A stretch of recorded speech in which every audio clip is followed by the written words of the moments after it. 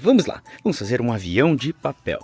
Primeiro, vamos pegar essa folhinha e colocar assim. Agora. Isso, muito bem. Agora, dobrando aqui. Esse é o melhor avião de papel de todos os tempos.